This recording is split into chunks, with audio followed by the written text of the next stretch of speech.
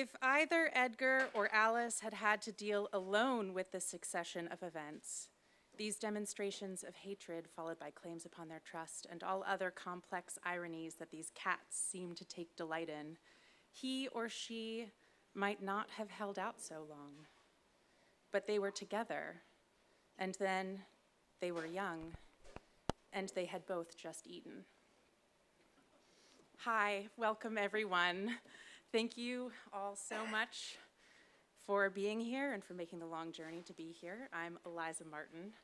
I'm a member of the committee for the Tom LaFarge Award for Innovative Writing, Teaching, and Publishing. When Wendy asked me to welcome you all here and to introduce her, I knew that the first words spoken at our first ceremony to honor our first recipient, whom we unanimously chose, George Salis, should be Tom's words. Tom has been our guiding light through this process. Wow, I'm nervous.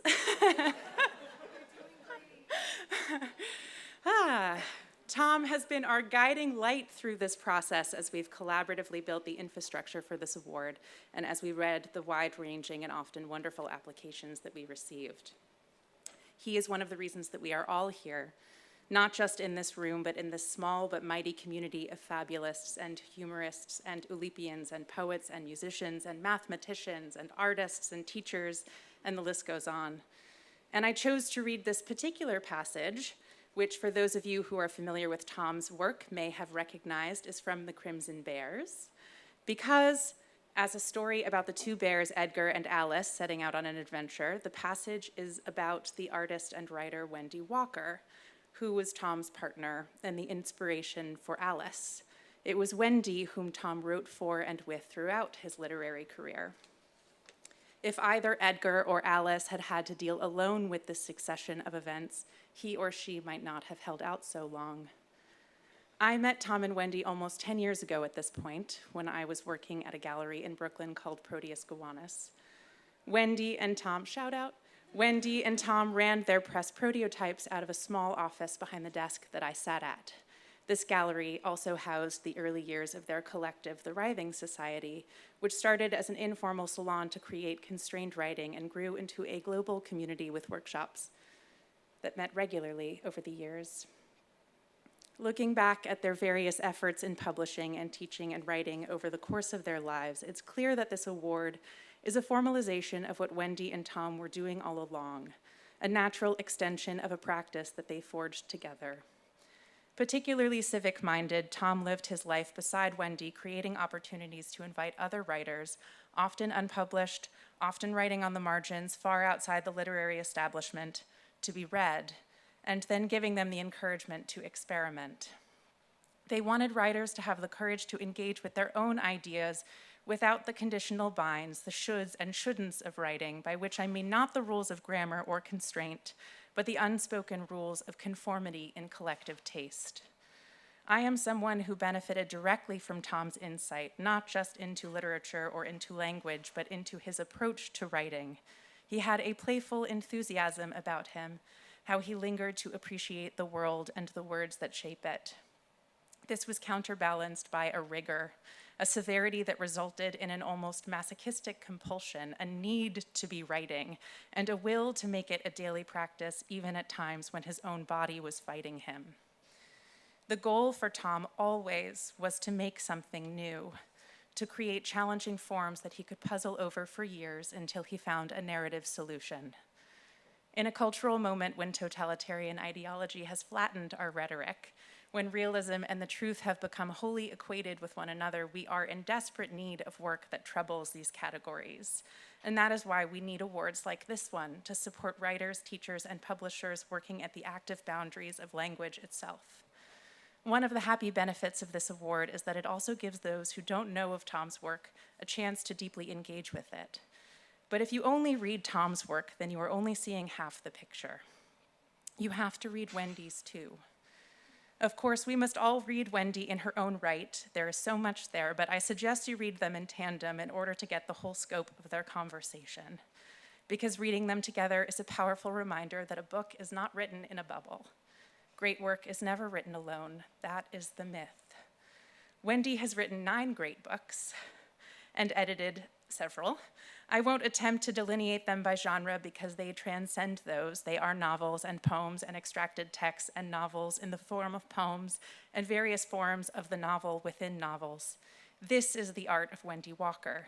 She distills a text to its essence and then recombines the elements to create something transcendent, including The Sea Rabbit, or The Artist of Life, The Secret Service, which was recently republished by Tough Poets Press, Stories Out of O. Marie, Knots, Blue Fire, Hysterical Operators, My Man and Other Critical Fictions, The Camperdown Elm, and her most recent book from 2021, Sexual Stealing, which Temporary Culture has just reprinted. Wendy, before I turn the mic over to you, I want to say with everyone here is my witness that what you've given us with the Tom LaFarge Award is a great gift. And I am very honored to be a part of it in this present and for the future of what it becomes. Please welcome the wonderful Wendy Walker.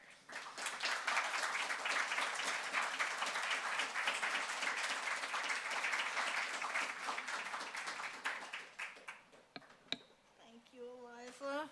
That was very sweet. Okay. Well, first thing I want to do is thank some people.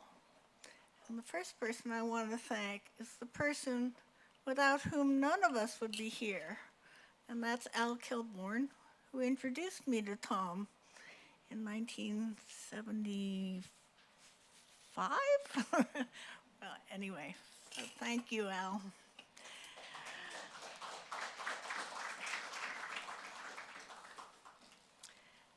And Sandy Walcott for helping me set up this event. It's just been so helpful and such a support. Thank you.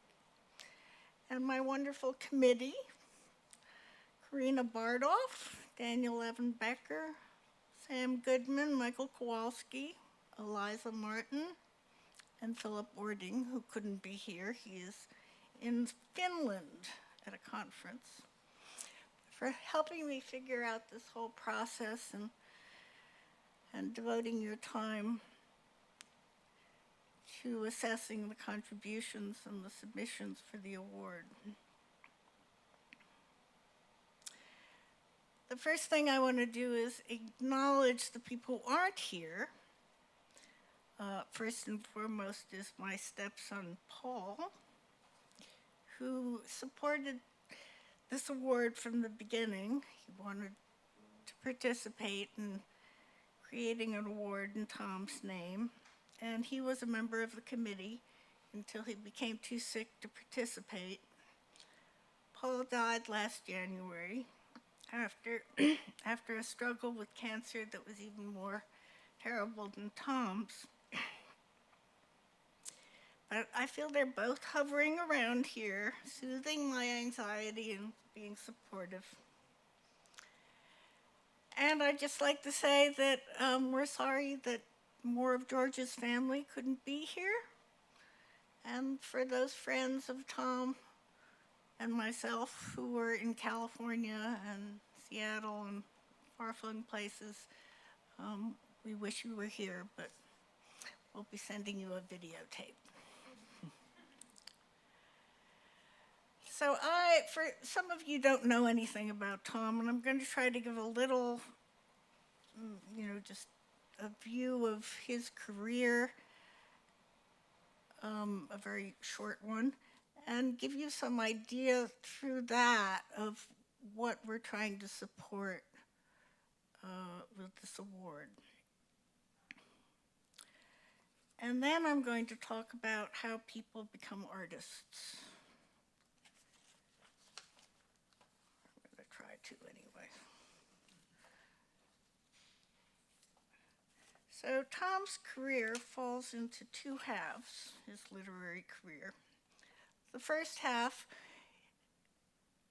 consists of animal stories, animal humans, animals who act as humans, and they take part in a highly political landscape. Some of the books are informed with animal ethology, so that the beast fable is amplified from its traditional mode of telling. And then halfway through his career, he shifted to something completely different. We went to Morocco for a year and we lived there, and the Moroccan landscape and its culture became his imaginary.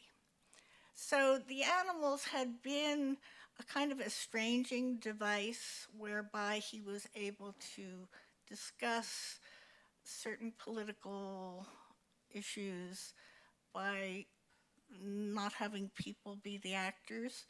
I mean, this has been done by other writers, famously George Orwell and Animal Farm and Watership Down. But that was an intellectualization after the fact.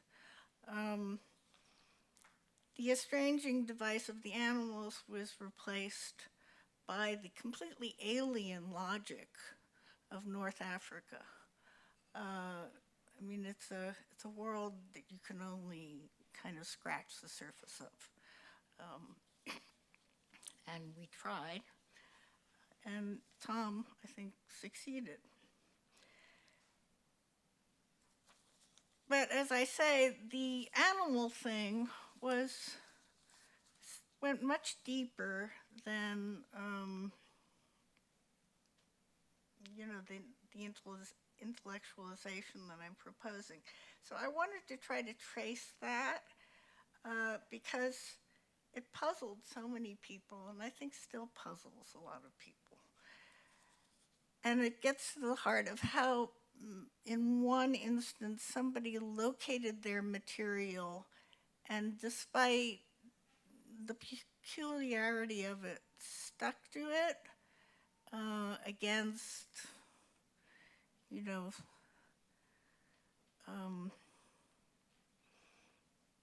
against the feeling in the publishing world that this is not what one should be writing as an adult. Okay. So, how do people become artists? First, there's the love of doing the thing, which is confirmed through repetition. And then there's the job of nurturing your courage so that you can listen to your inner voice and hold out against the pressures and expectations that inevitably come from without. But when a person does finally commit, it can become hard to listen to that inner voice because we live in the world. And yet Tom managed to do that. He was, as Daniel Levenbecker has said, a writer of exemplary strangeness. And although he was related to half the people that one learns about in American history in school, in his first book, which was begun as a bedtime story for Paul, he said about dismantling the validity of the class from which he sprang and from which he had benefited growing up and which his family defended. You could say that he transformed the animal story, which began as a parental language of love, into a set of tools that resembled the instruments of a surgeon, and he wielded them like a sculptor. Now, many people are told animal stories as children, and they don't grow up to write stories with animal characters. So what happened? I'm going to try to offer an explanation. After Tom's parents separated when he was 2, he spent the summers at the river farm in Rhode Island with his father, Christopher Lafarge, who was quite a well-known writer in his day and a friend of Hemingway. They used to go duck shooting together. What Tom remembers of that time is how he and his father bonded over certain books with animal characters. Wind in the Willows, The Jungle Book by Kipling, and The Hobbit. When the summer ended, Tom returned to his mother in Katona. And then, when Tom was 8 years old, his father came to visit him at school. Christopher, who was known as Kipper, was welcomed as a very important guest, and Tom was incredibly proud, not to say relieved, to be able to show his friends that he actually had a father. And so there was that visit, and then on the following morning, Tom's mother burst into his room and woke him up. Christopher was dead. He had had a heart attack. He was 58. Exactly 1 year later, when Tom was 9, she sent him off to boarding school in Switzerland, where he would have to spend the first year learning the language spoken there, French. The books that he brought along from home became his mental world. To this day, his classmates can recall how Tom would explain The Lord of the Rings, exciting the whole room. And he also brought along some military board games whose influence is palpable in all his books. Tom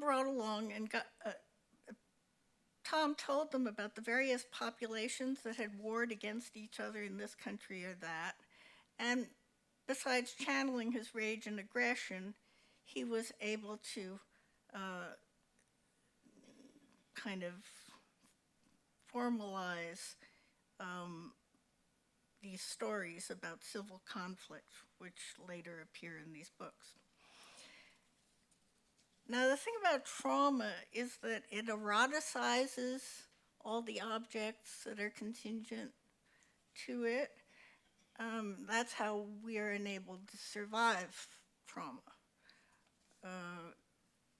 So the psyche invests the trauma with an erotic charge that makes the trauma not only bearable, but pleasurable to some degree. So I think that these events, his father's death and his own subsequent exile to a foreign country, for that is how he saw it, created a special aura around the books that he and Christopher shared. They became talismanic, and Tom, in his turn, shared them with Paul, not so much by reading them aloud, but by using them to compose a story. Tom once said to me that Paul was the first person he had found to love in his life. It was a remarkable statement, and I've thought about it a lot over the years, trying to figure out what he could have meant by it. And I think what it comes down to is that Paul was the first person who needed to hear Tom tell a story. And he was the first person who believed Tom's stories, with that faith that one never loses as a reader in later life. So Tom and Paul shared this experience in which Tom let his imagination create a world fully populated with characters, all animals. And at the edge of this endless story, always hoped for and sometimes making a brief appearance, was a semi-divine character called the Great Golden Bear, who would set things right and save the day. It was a bedtime story, and the first time I sat in under Paul's bunk bed to listen, I quickly realized that I had to record it. So I went out and I bought a tape recorder, and every night I would flip the switch on. When a year or so later, Paul went off to sleepaway camp for the first time, he asked Tom if he would send him his bedtime story, and of course Tom said yes. But when Paul came home at the end of the month, he had grown up a little and no longer required a bedtime story. Or it may be that once Tom started writing the story down, it became quite a different thing. He began to treat it as a piece of writing, and it grew quite complex with adult vocabulary, conversations in dialect, and long detailed descriptive passages of architecture, costume, and affect. Tom was now writing for that audience of strangers that all writers imagine, and I think Paul sensed this. The bedtime stories had stopped, but as a writer, Tom had hit his stride. The book is a mask.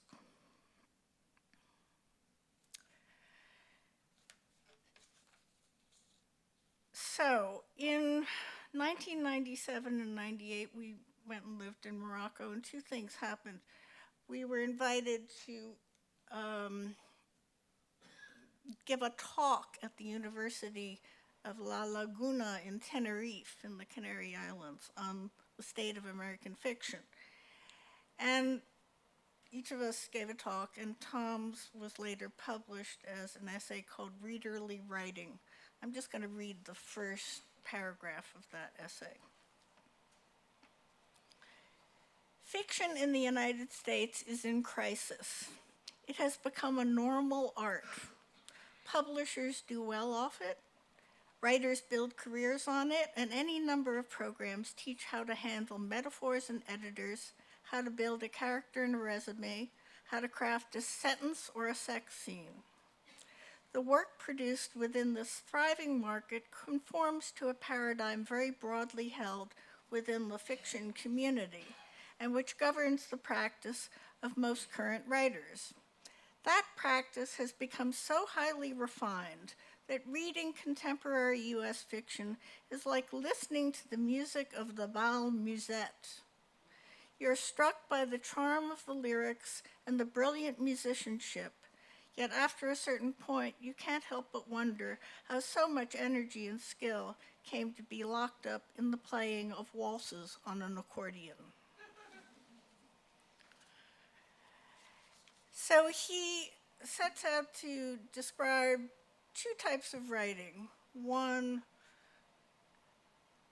the writing that's typical of the normal art, and readerly writing, which is the writing that prowls around the crevices and tries to open new territory. And I'm not going to be able to get into this very deeply, but I will just say a little about that. In the normal art, the sentences tend to be short. The use of words tends to be unambiguous. The writer erects an edifice in which everything is clear, and this can be delightful, and you can feel recognized if you see yourself in it. On the other hand, in the other kind of writing, the readerly writing, the multiple meanings of words are crucial. And the writer pays attention to what she has written. I'm going to read a passage that gets to the heart of that, and you'll be able to hear. This is from The Broken House. The speaker is a dramatist named Root. I want to put a face on faceless things. I want to join theater with a world where things truly happen. I want to create solid theater in a broken house, an eye in every space. I want to root a stair that will ramify to fill the whole house. It'll be nothing but stair. Anyone can descend it back to the hidden root, experiencing everything while forgetting without reserve. So the word stair there is spelled S-T-A-I-R, but the meaning of stair is a double meaning. And that's the kind of writing that we are looking to support, writing that has ambiguity and that the reader can use and play inside and get lost in.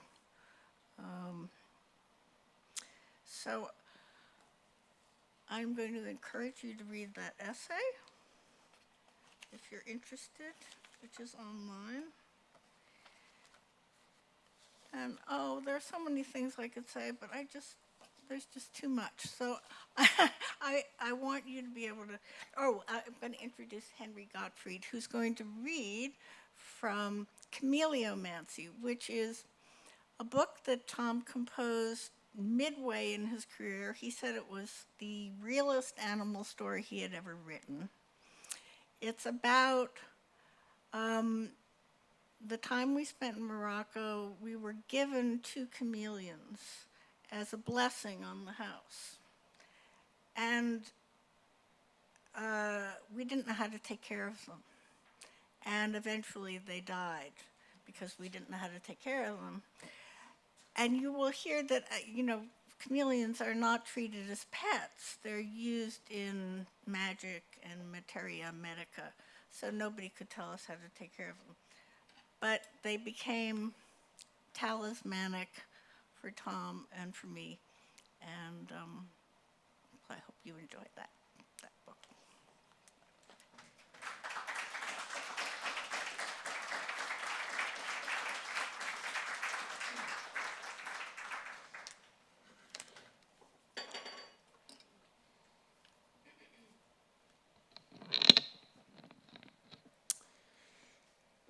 An excerpt from Chameleomancy by Tom Lafarge.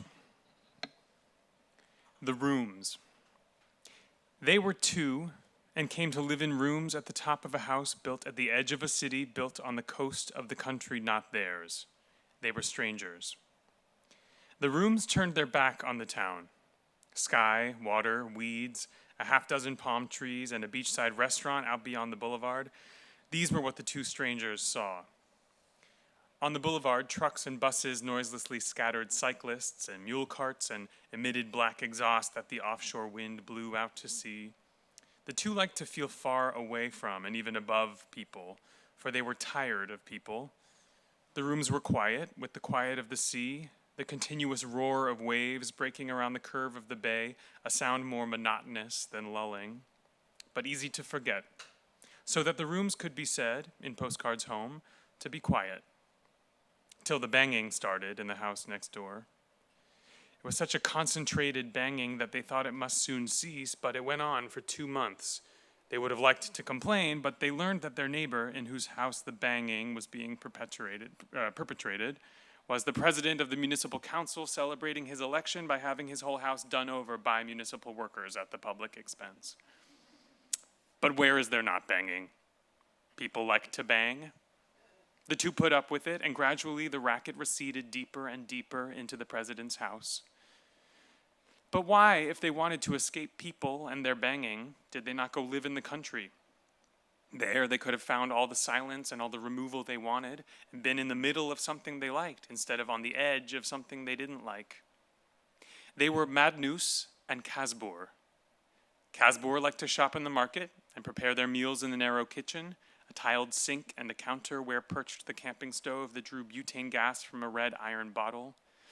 He lit the burners with a spark-producing tool, threw foodstuffs into a large pot, and kept the 2 of them alive.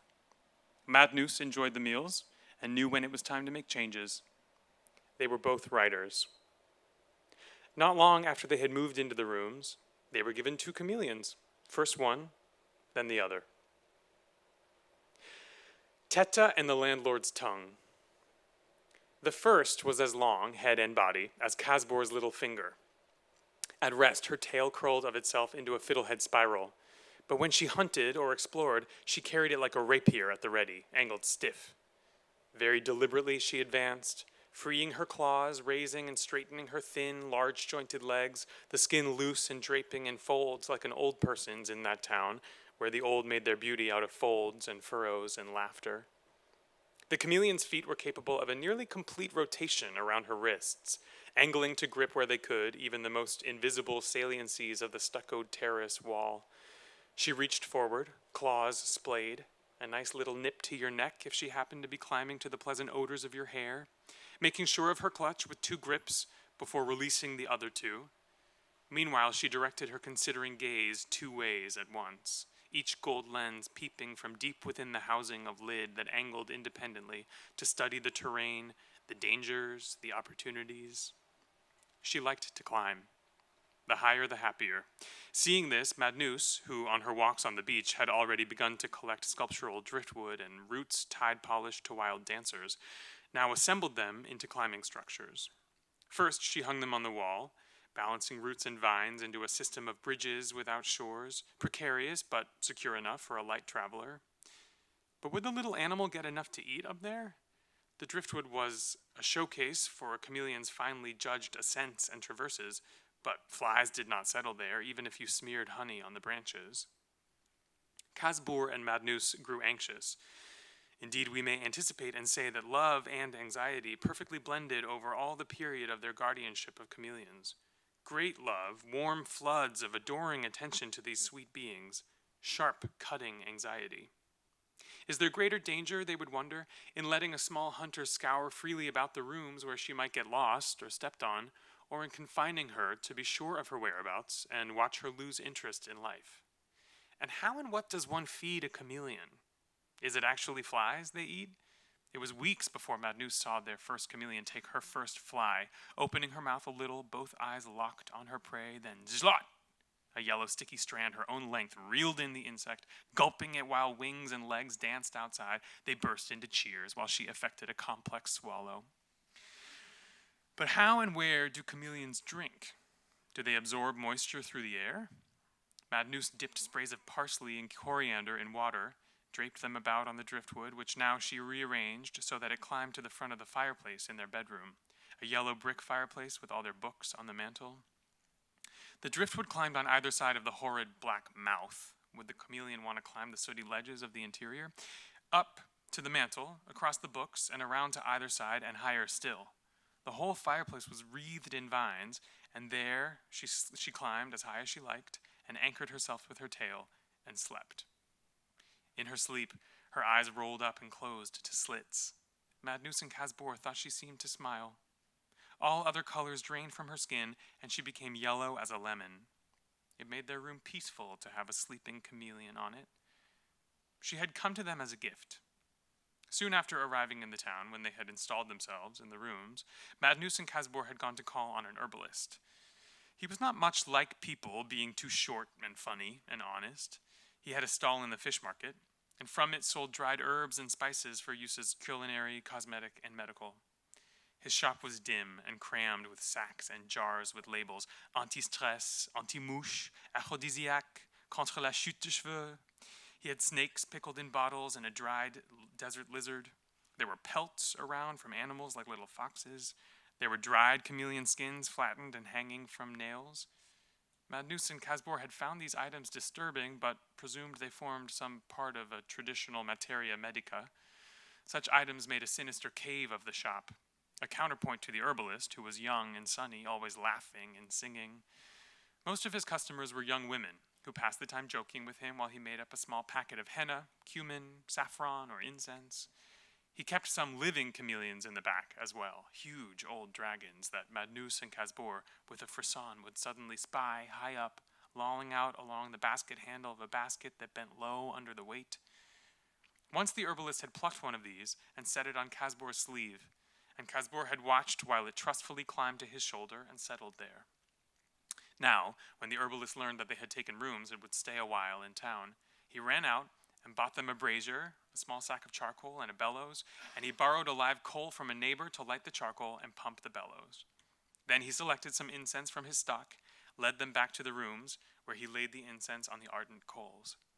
A sweet smoke rose, white and viscous. He went through the rooms and threw smoke into all the corners, singing. The landlord came up and joined in enthusiastically. At the smell of the incense, he said, evil spirits must flee the house. Thus he too, living downstairs, would benefit. When they next came to buy spices, the herbalist gave them a young chameleon. They carried her back to the rooms. At the entrance to the house, they met the landlord, who was again delighted to see that his new tenants, though strangers, were sufficiently alive to local practice to be investing in chameleons, since chameleons, especially young ones, bring blessings to a house and ward off the evil eye. You know, he said, when they had shown him their new familiar, they have more powers than one. Par exemple, the landlord was very fond of saying, par exemple, if I do like this, watch what I am about to do, faites attention, and he took the tiny chameleon from Casbor's hand and raised it to his mouth. His long red tongue came flipping out from between his mustache and his nether lip, and the landlord licked the chameleon from one end of its struggling body to the other. "If I do like this," he did not know the word for lick, "then my spit acquires a virtue to heal burns. All I have to do, if, par exemple, one of you should be burned, is to put my spit on the burned place, and it will be healed." Then he licked the chameleon again. She twisted and stared, wildly, goggle-eyed. The landlord told them the word for chameleon was teta. They decided that should be her name.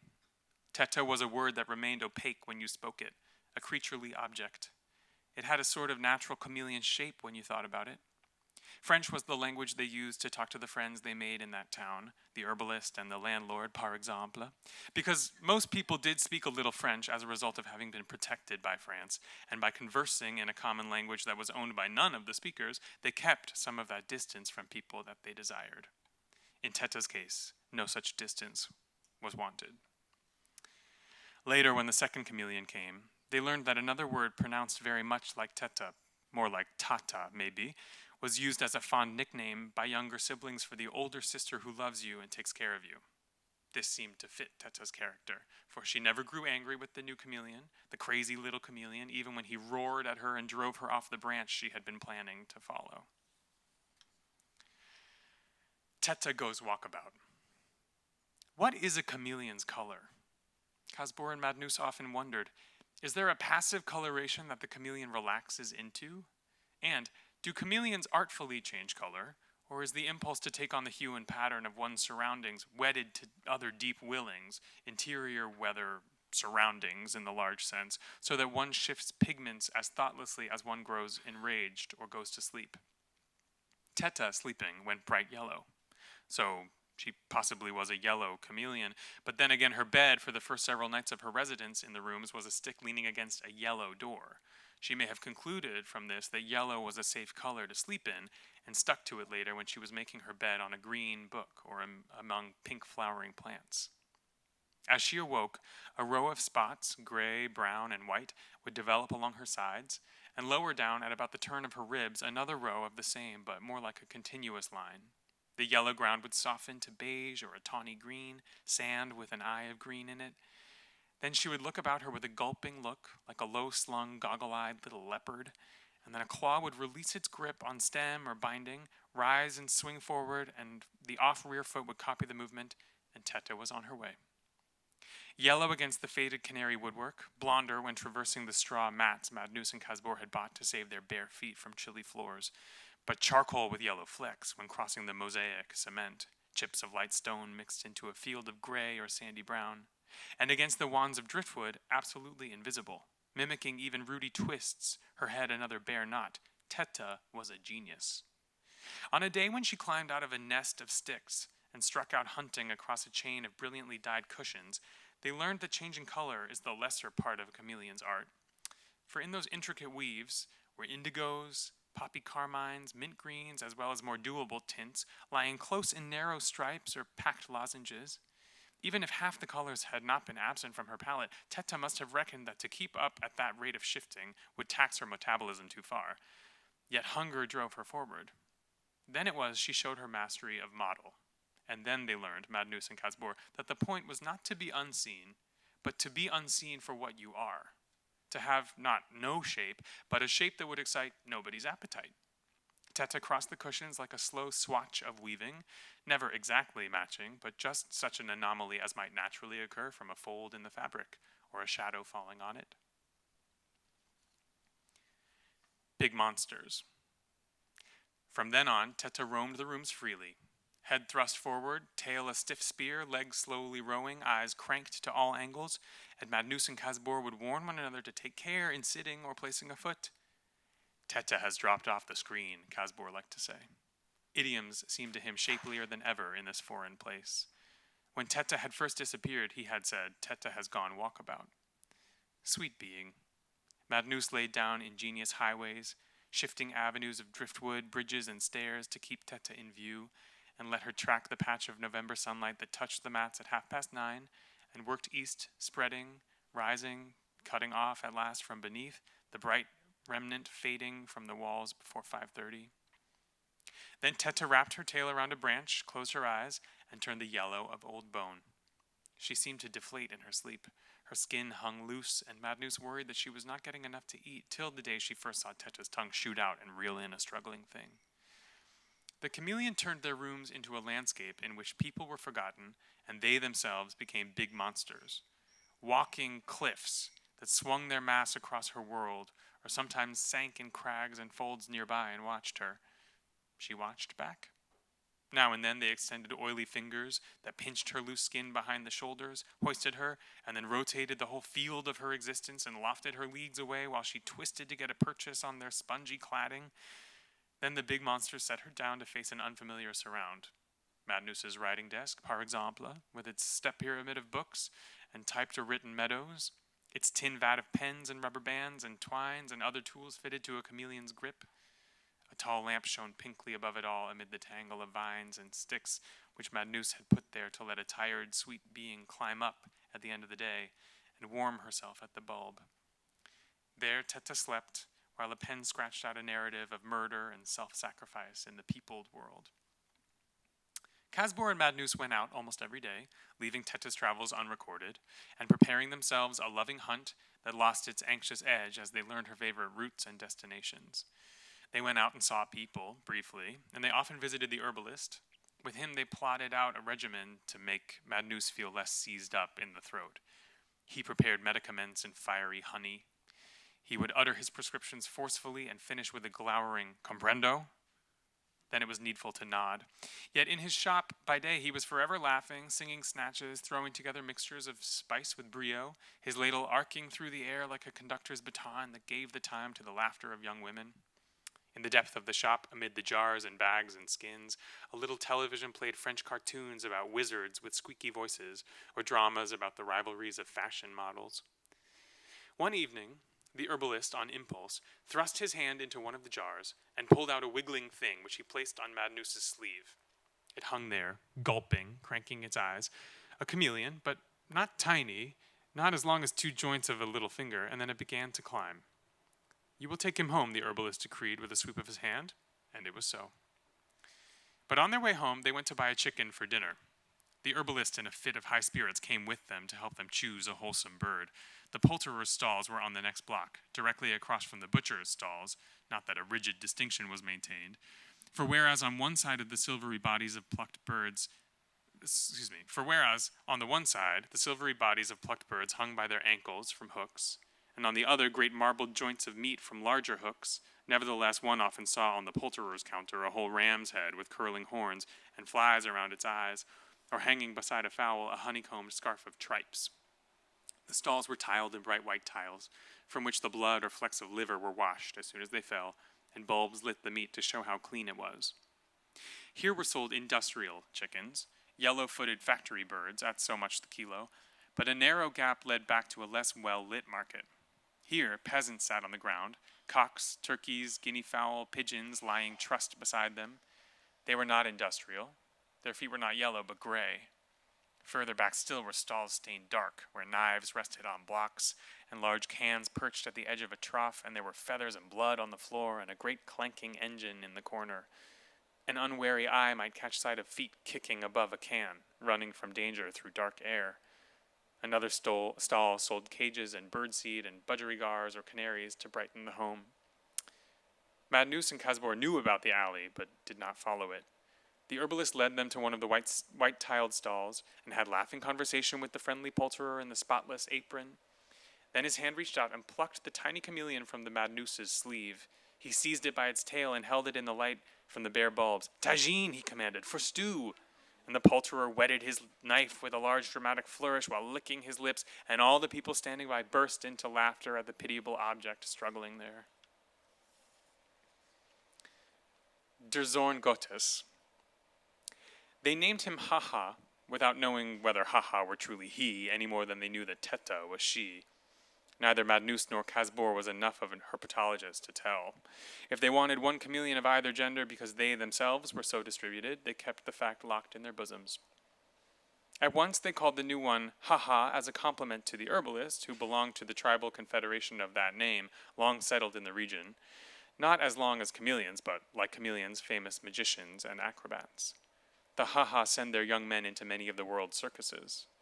Madnus and Casbor had often seen young boys in groups practicing their tumbling, flipping one another off low walls, and any 5-year-old could turn a cartwheel. Back in the rooms, they found another signification to his name, for the tiny chameleon was a reckless adventurer, and ha-ha was what they uttered each time that his shape resolved itself in an unexpected place. Once, at the end of a nap, he turned up on the pillow above Casbor's head, having crossed from the fireplace to a reading lamp by a driftwood bridge, and then flown over inches of empty air onto the bed and made his way along toward the luminous strokes outlining the closed terrace doors. Insane valor possessed Ha-Ha from the instant of his first descent upon the mats, the ridged blonde step stamped with the solar field where energy was to drink through the skin. A chameleon there was perilously visible to birds outside the open windows, swifts skimming and wheeling, gulls gliding past open-mouthed, hawks quartering the air. Whereas Teta, to make the crossing, having erased her spots and put on a coat of sensible ashy yellow, progressed with a slow rocking motion, fore and aft, raising a foot, then retracing it, to advance a little further next time so as to fool a predator into thinking that she was a leaf stirred by the wind, or was really going the other way and so strike at her tail instead of her head. Ha-Ha, in black, would stride across the mat. Teta had grasped the working of sticks that let her climb the stairs into the bedroom. She knew that if she approached the step cliffs and found no limb to climb, she needed only turn and walk away and then turn again for one to manifest itself and a huge hand retreating into the upper air. She had her preferred avenues marked out on some interior map and could usually be found on some resting place along the route of march. But Ha-Ha would forge about the room, climbing anything that offered, a strand of wool from a weaving, the sleeve of a denim jacket slung on a chair, the tight weave of a suitcase's fabric. Where he ran out of energy, there he closed his eyes, bright yellow against the denim, or clamped to the strand by feet and tail, or stretched out like a minuscule dragon on the suitcase's pocket. Teta's impulse was to climb. Ha-Ha was not afraid to look into the abyss, or indeed to throw himself from its lip. So it seemed. He had a poor sense of balance, for a chameleon, and would sometimes stumble. Once he fell or hurled himself from Madnus's writing desk and dropped 20 times his length. He went down each time, reckless of whether he could get back up. Once Casbor found him 2 stairs down toward the kitchen, a dark, cramped space with noisome crannies from which there issued at night insects as large as a small chameleon and slugs like ropes of phlegm.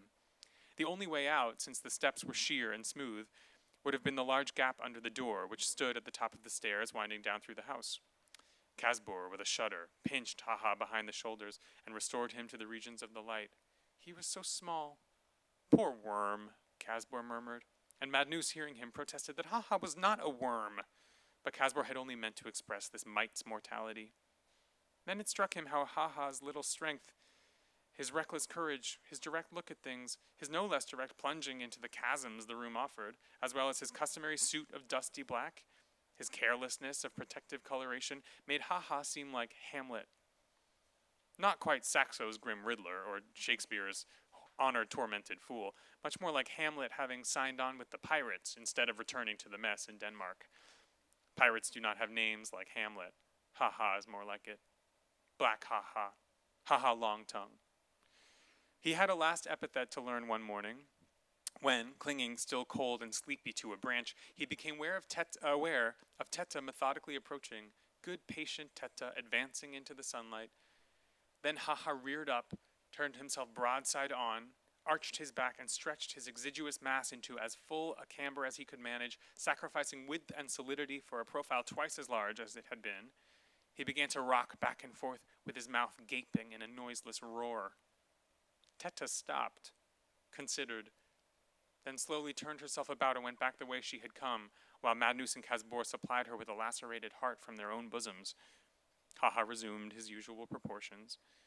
Casbor, studying his glare, his long mouth pulled down at the corners, mask of demented will, thought with a shock of Aguirre in his Spanish Morion, scouring the jungle.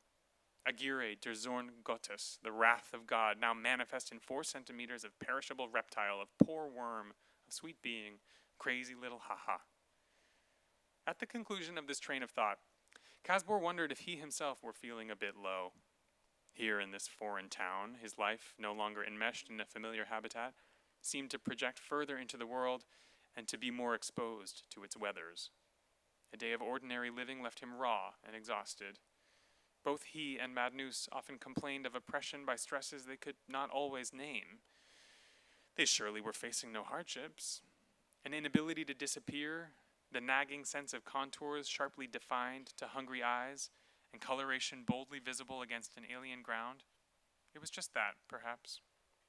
Madnus had at times looked into Casbor's spirit when black waters caught the light. She was therefore enchanted when, irritated before he had had his coffee, he swelled in the bed and rocked his head at her, gaping and glaring. Chameleomancy. A foreign town, old and weathered, where the retouching fingers of investors have only just begun to compose vistas for brochures, where the drains stink at high tide, where the streets are deep in fish heads, fish bones, orange peels, and black plastic bags that the cold wind wraps around one's ankles, where by night cold autostrada lamps charm the policeman's gaze, where the poor piss against the ramparts and wash their feet in slimy fountains. A town of this sort does not require monuments to make itself memorable. In the street, in the market, at the port, in workshops lit only by the open door where men sit behind a loom or on a bench cross-legged sewing or planing wood while a cassette player sings, in the back street restaurants where men push bread into bowls, under the arches where old women hawk nameless weeds, everywhere in such a place windows open on a world of unself-conscious gestures, pages from a story in which one is not a character. Madnus and Casbor relished these shapes of creaturely life. But the luxury of seeing them as static icons is reserved to the visitor, who will pass on to such other scenes to return to a familiar ground amidst which they will keep their contours and colors fixed in memory's dyes. Madnus and Casbor stayed on. They saw these bits of life turn to tesserae within a bounded mosaic. They watched scenes and characters bleed out in narratives little less tedious in their slow and predictable unfolding than those that had oppressed them at home. Before long, they felt tentacles reaching to enfold them. The jewel-like creatures whose complexly directed behaviors and adaptations they had felt privileged to observe from so near were turning into people. The thought came to them that the most melancholy truth about exile, its deepest tristitia, is that it is impossible to maintain. There were noisy quarrels downstairs. The French soap operas on the herbalist's small television no longer seemed so amusingly dissonant. The herbalist had upgraded his set. He now had a small color model that gave high-definition images of models and millionaires crawling across the screen in painterly tints, while the herbalist's own chameleons, huge gray ancestors, weighed down basket handles in the shadows. They upgraded their shower. Now it gave a stronger flow of water, and the handheld shower head could be immobilized in a wall bracket. They had towels and wash rags. In the morning, after showering, they would hang out their towels to dry in the sun, and Casbor would look down into the courtyard and see the landlord craning to see events on the ground floor. His next thought was that he and Madnus were also under observation, and the subjects, no doubt, of comment. He thought there was nothing in the way they lived to invite jealousy or moral censure. They did not use drugs, were not pedophiles or alcoholics. They had friends. Even the landlord was becoming a friend with whom they exchanged complaints and stories about the president of the municipal council, in whose house the workers hammered on. Once the banging kept up after midnight. The landlord ran next door to try and have a word with the foreman, but met the president himself. With self-abasing courtesy, he indicated the lateness of the hour. The president stared with a hard eye, and then demanded to know why the landlord had painted his shutters and window trim yellow, when blue was the ordinary color. He was destroying the charm of the town. A few weeks later, the landlord pounded on his tenant's door, trembling and sweating on the threshold. Was he going mad? Had the president truly installed window frames tinted canary yellow, the identical hue to his own? They took and gave back. They were awake to their responsibilities and devoted time to the maintenance of alliances and relationships. They tried to be polite, considerate, even generous within their means. Not wanting to join the community of expatriates for whom the country and town were inflections of lifestyle, they worked their way, as Casbor put it, another not of the freshest idiom from his store, under the skin of the place. but under the skin is just where one meets the whole system and its antibodies, where one is insisted and expelled, or else ingested. The town and its gestures, even the ocean, dunes, and sky, began to close in around them. Ha-Ha and Teta went on their daily travels. Ha-Ha scoured the mats, melancholy, mortal, but a pirate. He fell or dove off of stools, steps, tables, even the chimney mantle, squirmed a moment on his back, then righted himself and was off. Teta, more cautious, went further. She made ramps and bridges come into being and followed them till better avenues offered, a trunk of white electrical flecks rising into the air, or the rope-woven selvage of the mats leading on one to the next, to the fringe of high loops at the utmost limit. A short stretch of naked floor then, with the sun already on it, and then the squeeze-out beneath the door to the warm tiled terrace and its soaring, sheer white walls mounting to the sky. But another way might lead to the mountain of sticks Madnus had built up, pathways in waiting, caves now, and effortless ladders to the cushions running down the long divan. Still another climb to the mantle and the books. Whatever book Teta took her rest on gained a special significance. She liked the journal to Stella, and Swift grew a more genial author. The tall green guidebook was her favorite, however. Madnus thought this meant that they should plan some voyages. Casbor suggested spreading out the large map on the floor, and then placing a chameleon on their town and seeing which way it took, toward the mountains, the valley, the desert, up or down the coast. Then they could go there too. He called this method of divination Chameleomancy. Madnus wanted to try it at once. Casbor said he would look into buying a car.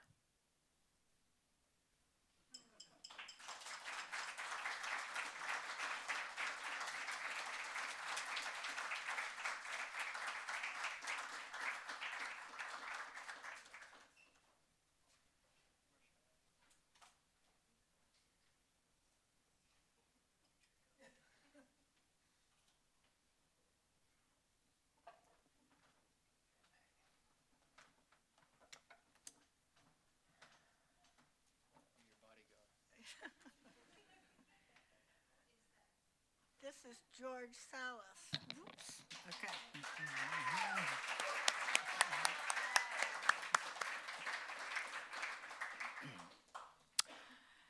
George went about becoming a writer the old-fashioned way, reading voraciously according to his own expanding tastes, choosing his own models and apprenticing himself to them, and just writing and writing with great discipline. He is living proof that one can arrive at this point having published a well-received novel and masterminding his own publishing project without becoming entangled in the creative writing industrial complex or going into debt to get an MFA. He has formed a virtual community by reaching out over the internet through his impressive and effective web project, The Kaleidoscope. George is a gifted editor with a fine ear for work that is verbally audacious and complex. He is not bound by ideological literary allegiances to any particular cliques or organizations tied exclusively to certain genres. His interest in writing seems to be guided primarily by the arrangement of words rather than the promotion of preconceived ideas. The committee was particularly impressed by his practice of reaching out to older writers whose work is out of print and neglected. George's practice is to contact such people, interview them, review their books, or get them reviewed for his column Invisible Books, and in certain cases, full disclosure, to arrange with the admirable Rick Schober of Tough Poets Press for their books to be brought back into print. These things George has done without payment or any expectation of reward, but out of love and devotion to literature. It's so very impressive. Most people look to institutions to support them in such endeavors, but George has just gone about making things happen as though he could effect change. And he has. His web project has been referenced in the New York Times and other notable publications. As to George's writing, it is adventurous and imaginative in a mode reminiscent of his hero Salman Rushdie, taking a wide sweep of history as its purview and forging a new mythology with boldly imaginative imagery. George has stories to tell that really haven't been heard before. Not the least of his virtues is the capacity to surprise. We commend him for having the discipline and dedication to bring his work this far and are proud to support its next phase. George, we ask you to accept the first Tom Farge Award for Innovative Writing, Teaching, and Publishing. Thank you so much.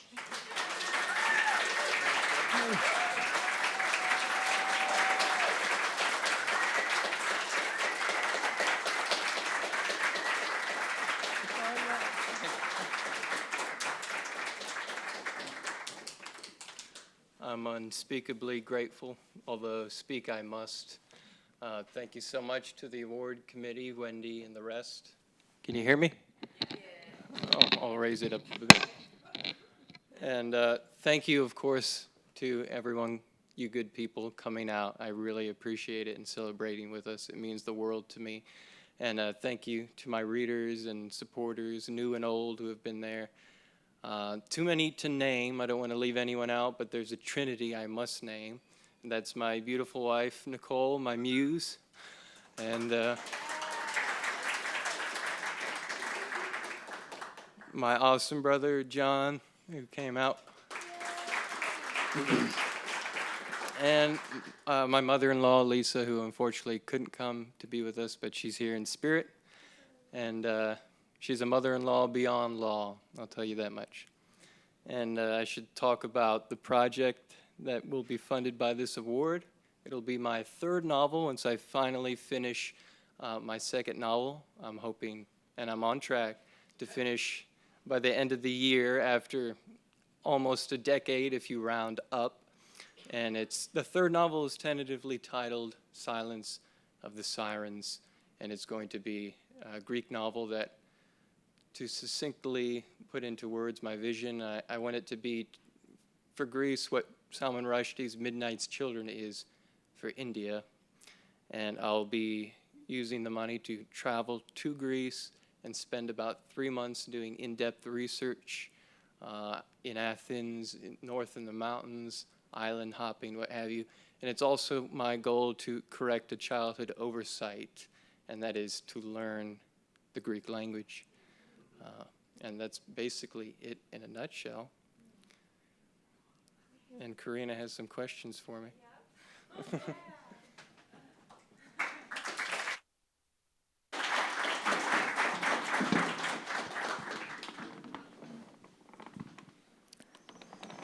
Hello. Okay. Hi, everyone. I'm Corina. Testing. Testing. You on too? Okay. I'm one of the committee members, and it's my job tonight to prompt George to introduce himself to you a little bit more than he already has with a brief interview. Sorry, I don't have mic skills, but I'm going to do my best. And this is just for time. Okay. So the first question I want to ask you is my librarian question for you, and that is about your research process, because it's sort of a concrete thing we can talk about right off the bat. But your first book, for example, has skydiving and skydiving culture in it. Your second book, which you're working on, I recall, for example, takes place partly on the Titanic. And we are sending you to Greece to do more research. So, Correct. So I'm just curious how you incorporate information into your fiction, how you use it for inspiration, and how you go about seeking it. Sure. I wish it was more concrete than you realize, maybe for me in particular, but there's always that anxiety to learn everything about everything so that you can get it correct. But what I've found is to do enough research to where I feel comfortable to start and tell the story. And it's different in every case. As you mentioned, the skydiving, I felt it was necessary to try it at least once and get out of my comfort zone and to go into the ozone, as it were. And the surprising thing about that was the experience I wrote about for skydiving before I had gone skydiving was remarkably similar to what I had experienced. And I think that speaks to the power of the imagination, although undeniably you will find facts big and small when you do the big digging. And there's basically a novel within the novel, several novels within the novel, and one is Ancient Egyptian. And that was probably the most intimidating section to write. And I usually write about things that I want to research instead of, people saying, write what you know. I prefer to write what I don't know. And I kind of piggybacked off Norman Mailer, who spent about a decade writing his forgotten, under-the-radar novel, Ancient Evenings. And when I had read that, I had felt very comfortable to start writing and did a little extra research here and there, but you have to find that sweet spot, which is kind of hard to pinpoint depending on what you're writing. Okay, great, thank you. Well, let's talk more about your writing process then, because your first novel, Sea Above, Sun Below, was written when you were quite young for a novelist, or for a human in general. And now you're finishing up your second novel a decade later, approximately. So I want to know what it was like to write a novel when you were 20 to 23, and how that compares to writing a novel now. Was it better? Was it easier? Just what has changed about your writing process, and also just your experience writing fiction? I felt with the first novel I was stumbling in the dark for the most part. With this one I've been strutting in the dark. With the third one I hope to do some sirtaki in the sunlight. What really stayed with me while I was stumbling in the dark with the first novel was the conception of treating each chapter sort of like a short story, because a short story has a certain concentration. It has, the hook. You have to figure out where to insert the reader at what point, and that makes a huge difference. When you're writing a novel, you can ramble on and on, because a novel, the beautiful thing about a novel is that it's amorphous until you start creating a structure which can range from there's many possibilities, almost endless possibilities. That's why people are still writing novels. But yeah, it was that conception of seeing it as a short story, and I still kind of use that conception to help me. And it helps that I write stories within stories, stories beside stories. And as far as the second novel, Morphological Echoes, it takes those concepts and squares them, hypercubes them. So it's more of everything, and I hope it's better. All right. Yeah. When you were younger writing, did you feel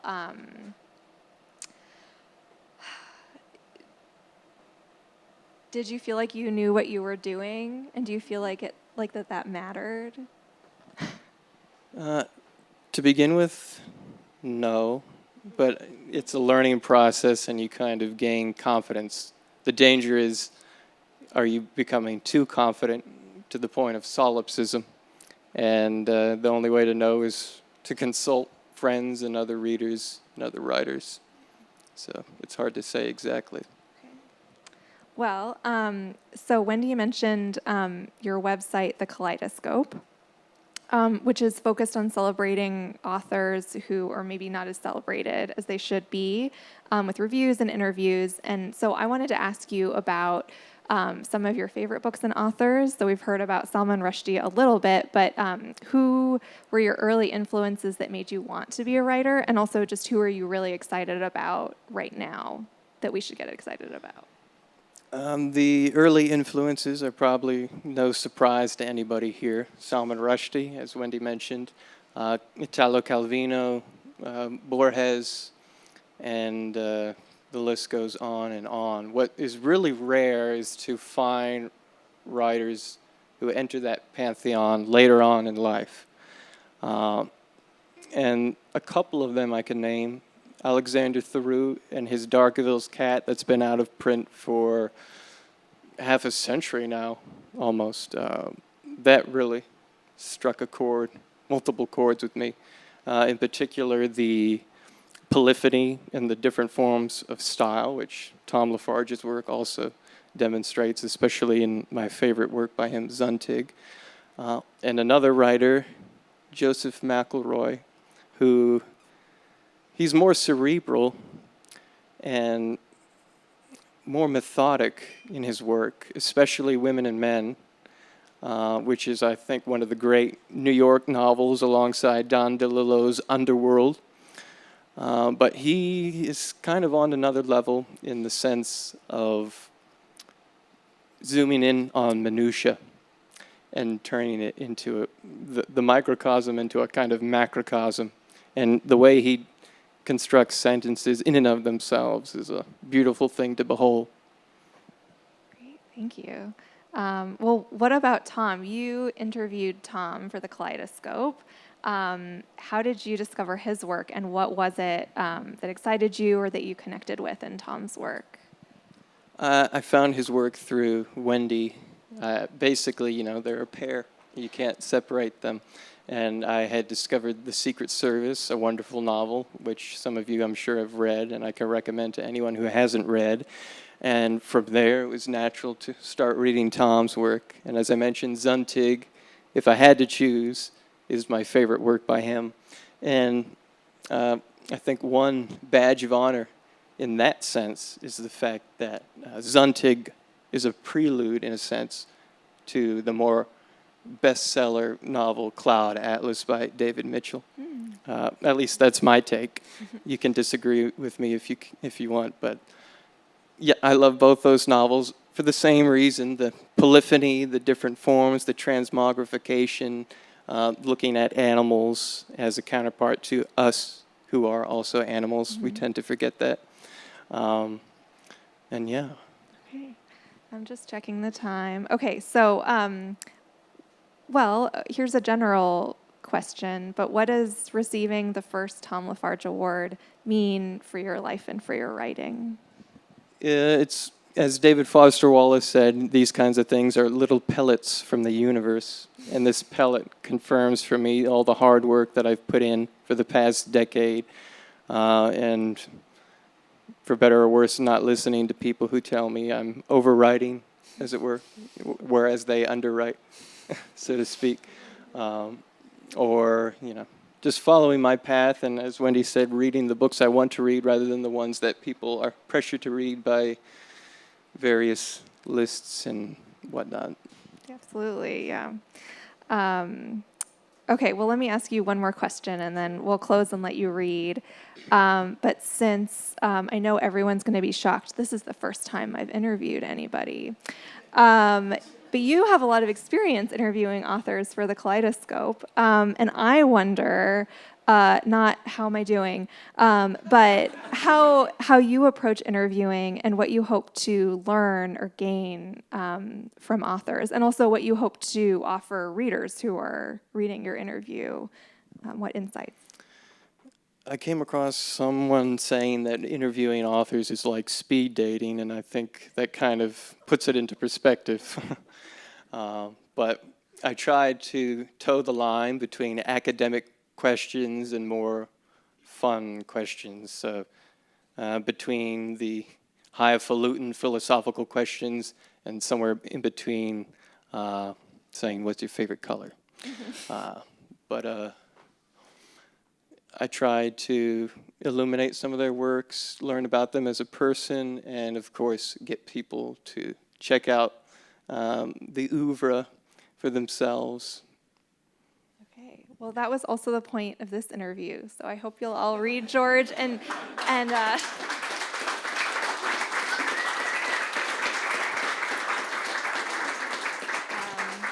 And now George is going to do a reading for us.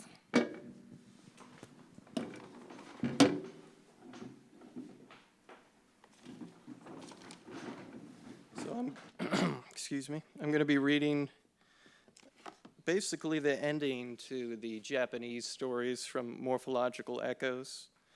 And it explains in the previous stories, for one reason or another, the bombs dropped on Hiroshima and Nagasaki caused a chain reaction that causes a total apocalypse for Japan. And this is the story titled Country of Dolls. And for your convenience, I'll define a couple of Japanese words that you'll find in the story. Ikotsu, which means the ashes of the deceased, or the remains of the deceased, and amigurumi, which means the art of knitting or crocheting small stuffed yarn creatures. Okay. In the wake of Japan's apocalypse, tens of millions of incombustible life-size dolls were expelled from the ashes. They coughed up charcoal clouds that dispersed into sunlit particles, then balled their fists and brushed the cinders from their eyes. The sky was the color and consistency of oil and marbled with blood clots. The sun, a scabrous apparition. The country of dolls suffered from collective amnesia, but the threads of their inner brains possessed instincts based on their former lives, and they began subconsciously rebuilding structures as they existed before. Blackened day and neon night, the dolls toiled without food or drink and through all forms of weather, including ember downpours, plasmid heat waves, and gamma ray monsoons. Before long, Japan was restored, an upended echo of itself. As the dolls settled into daily life, they became intolerant of the capricious and extreme weather. When it rained ashes and embers, they wore chainmail raincoats or held aloft metal umbrellas that resisted the ricocheting sparks and protected their fabrics from stains and scuffs. During the ultra heat waves in which the air shimmered like a melting mirage, they carried buckets of krypton green water to quench their limitless thirst and pour over their heads to dampen their brains. Come gamma ray monsoon season, they took refuge in strange shelters carved into mountains or in the earth itself, left by those who preceded them. And doll families nestled together, listening to the titanium crackling of the gales and the battery pops of the electric rainfall. The cities were quickly infested with sheep-sized cockroaches, which were later tamed and corralled by farmers. Some were bred for an increase in size and were able to perform the work of 4 oxen. Others were selected for their tender and flavorful meat. If the dolls had possessed such a memory, they would have compared the taste of poached cockroach to creamy salmon. Well, one species was bred for its translucent umami milk, which, in order to harvest, required a specialized butcher to slice open a pregnant cockroach in the manner of an autopsy, dismantle its embryo, and then extract the gallon of heavenly liquid with a vacuuming device. Such insectal sustenance was customarily served with phosphorescent potatoes that were pulled from the ground already baked, another inheritance from those of the past. Many families grew fond of the roaches in their doll homes, delighting in the way the creatures masticated their segmented antennae while grooming, how they clapped their mandibles together like a pair of jubilant hands, or the childish fear of light that sent them scurrying toward irradiated shadows. And so a relatively common sight was a roach on a leash being walked in the mauve twilight, or playing fetch with smoldering rocks. One could say that the country had reacquired a long-lost tranquility, Robed fathers lounged in their favorite stone chairs after work and exhaled their cigarette smoke through the herringbone stitches of their torsos. Mothers knitted gardens and brewed manila hemp tea. Daughters played with dolls, not those of fabric or plastic or porcelain, as that was equated with abhorrent sorcery. Rather, they played with fleshy, half-conscious homunculi hatched from artificially inseminated roach eggs. Sons tortured their sisters' dolls and roughhoused outside until adolescent accidents required a mother's gentle touch to suture shins or knees, later using the same needle for when potty-mouthed lips must be sewn together as punishment. Out of a cryptic obligation, the amnesiac dolls acknowledged the ashen shadows upon the walls and ground, the kotsu that they at first attempted to conceal with paint or replace with fresh materials, but the human blemishes always resurfaced in the same locations, maintaining their rigid poses. So the dolls would take the time to sync their postures with their past silhouettes and then gaze into the abrased faces of the absences until they could hear lascivious whispers, warnings of man's folly and malevolence, the trappings of jingoism and grandiose delusions. A few heeded the disembodied wisdom, while most others touted their holy textiles, proclaiming that men of the cloth, devoid of flesh, were free from evil, above it, pure. With time, younger couples began to notice the first phrase in the cloth around their button eyes, looseness in the top stitching around their necks. And so they decided to raise children as a ward against mortality, but also as a tribute to life and love.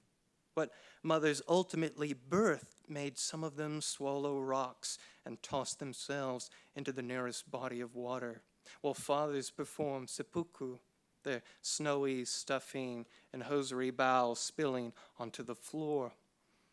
The first generation of dolls created through copulation resulted in babies born with third button eyes or clusters of eyelets on their denim foreheads, with cerebral lint leaking from their ears and mouths, with pigtailed intestines, tangled nylon veins, and pulverized porcelain bones, with their spandex hearts or lungs outside of their chests. Many were issued forth as premature fabric bolts the size of a pinky. Despite the best efforts of experienced teams of surgical tailors and seamstresses, most of the mutated babies died in hospitals outfitted with sterilized looms, sewing machines, knitting needles, and cross-stitching canvases, all futile. Japan's doll citizens began to question their faith in the goddess Ito. What purpose did it serve to scrap the lives of so many children? Was Ito willing to prevent embroidered imperfections in their DNA but not able? Then she was unskilled. Was she able but not willing? Then she was a cruel clothier. Was she both able and willing? Then why did the amigurumi mutations exist? Was she neither able nor willing? Then why call her a goddess? A group of theologians tried to attribute the generational tragedy to an invisible and satanic satin energy that spread through the country and wrought perversity upon whatever came in contact with its tendril threads. But this idea simply avoided the former questions. Lost my place. Eventually, visits to textile temples and crochet churches became infrequent, then rare, until they ceased altogether, and the dolls' spiritual lives became deteriorated papier-mâché. Habiliment scientists and fiber laboratories attempted to address the fertility problem by designing and manufacturing a doll baby in the way of the goddess Ito. but they only succeeded in creating inert effigies without the mysterious ingredient of consciousness. Mystics who claim to have solved the problem using chakras and the application of qi were ultimately discovered to be charlatans manipulating hand puppets or marionettes. Meanwhile, it was rumored that Qin Shi Huang, the unliving god and first emperor of China, had returned from the afterlife, having conquered it, and now regained the dragon throne, scheming to conquer still more. His terracotta armies, spears, swords, scimitars, and crossbows aimed at the eyesore of Japan. And thus, the country of statues would go to war with the country of dolls. The pivotal clash began with a hail of ceramic arrows across Japan, amber blurs puncturing and pinning dolls upon the walls and ground. Although caught off guard, Japan was not defenseless, and when the hail ceased, veteran sailors boarded their leather warships and battled China's stuccoed fleets in the Pacific Ocean. Using cannons, the dolls fired stockings filled with coins that tunneled near the speed of light through the hulls of Chinese ships, the blistered and ochre-stained sea rising and falling in pillars as though a primordial earth were suffering birth spasms. And all the while, statue enemies ejected marble harpoons that sodomized sterns or clawed into masts, allowing their numbers to shimmy across the limestone wires and attack the crews and captains, slashing throats and bathing in hot cotton. On China's mainland, the terracotta statues stood in awe and terror at the night sky, for they thought the stars were falling. But in fact, they were witnessing constellations of spinning shurikens that whistled as they buried beneath beige skin and minced brick innards. In the wake of evasion, the statues riding terracotta horses used granite lances to skewer multiple dolls at once, jerking and twisting the weapons so that threads snapped with excruciating pain, and the dolls swung roach-hide flails to rupture the skulls of the statues, the scattering clay shards nearly lacerating the attackers who choked back coughs caused by the cinnamon mist. And so the war went on, eventually resulting in mutual extinction, followed by the population's rebirth via still different materials, such as gold or fiberglass, followed by yet another extinction, and then a rebirth via chalk or obsidian or carbon nanotubes, and so on beyond eons and eons, the whole cycle of kindling and killing, reflecting the cosmic dust wheezing of a sleeping deity. Thank you, and happy birthday to Mike.